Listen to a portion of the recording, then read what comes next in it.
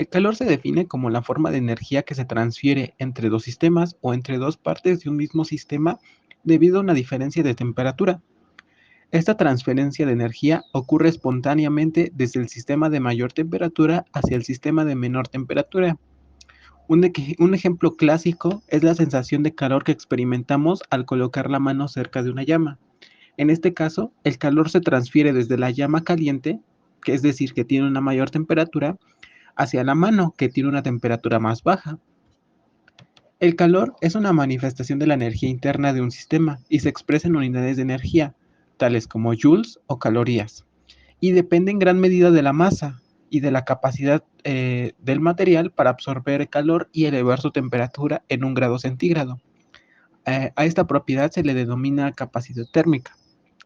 Abarcando los puntos anteriores, podemos decir que el calor se define como el producto de la masa por la capacidad térmica y por la diferencia de temperatura. A su vez, es importante la convención de signos. Cuando obtenemos un calor negativo, significa que el sistema está cediendo calor, y cuando obtenemos un calor positivo, significa que el sistema está ganando calor. El calor es una función de trayectoria, lo que significa que tenemos que considerar el proceso de cambio que tuvo desde un estado inicial hacia un estado final.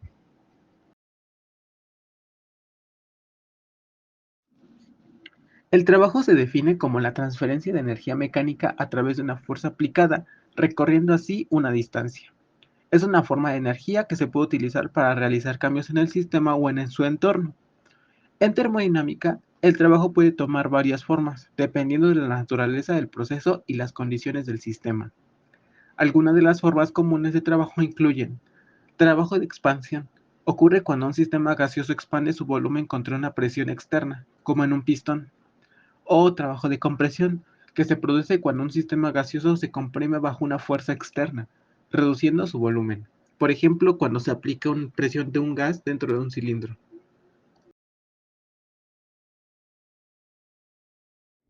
Energía interna.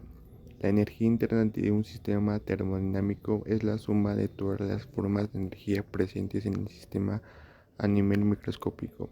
Incluye la energía cinética y potencial de las partículas que componen el sistema, como la energía de vibración, rotación y traslación de las moléculas.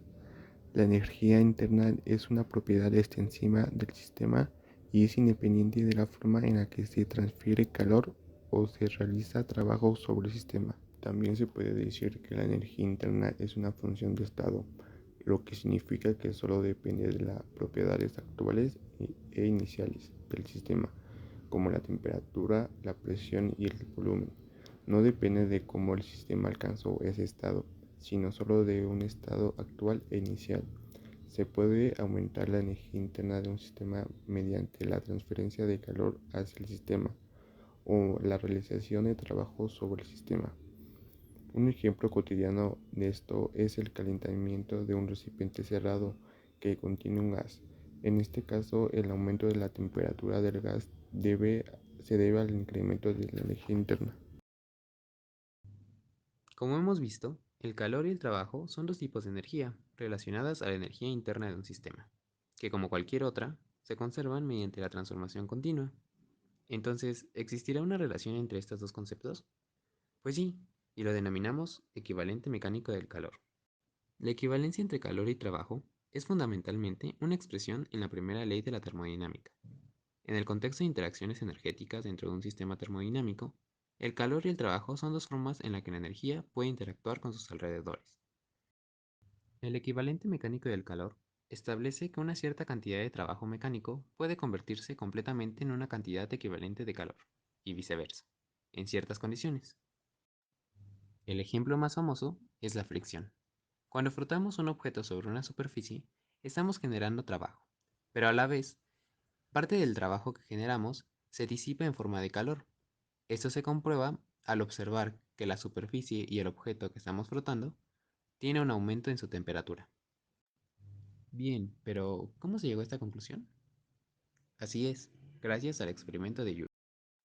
En 1845, James Prescott Joule ideó un experimento para demostrar que el calor no era más que una forma de energía y que se podía obtener a partir de la energía mecánica.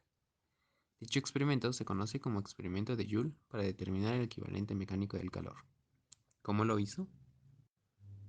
Montó un sistema en el que un recipiente aislado térmicamente contiene una cierta cantidad de agua, más exactamente 1000 gramos, a 14.5 grados Celsius, con un termómetro para medir su temperatura. Al recipiente se le acoplan unas paletas conectadas mediante una cuerda, con una masa que puede caer. Conforme la masa cae a velocidad constante, las paletas giran, por lo que se convierte la energía potencial de la masa en energía para hacer girar las paletas. Debido a este giro, el agua aumenta de temperatura, es decir, el giro de las paletas se transforma en calor.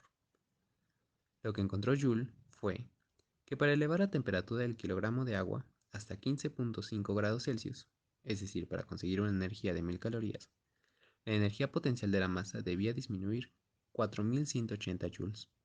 Por lo tanto, la equivalencia de unidades entre calorías y joules es una caloría igual a 4.180 joules.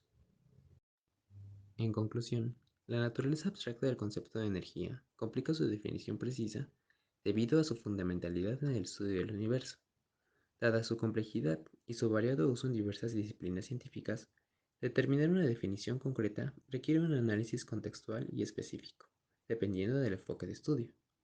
En ese sentido, la termodinámica, al explorar los procesos de intercambio y transformación energética entre sistemas físicos, subraya la importancia de distinguir las múltiples formas en las que la energía se manifiesta en el universo.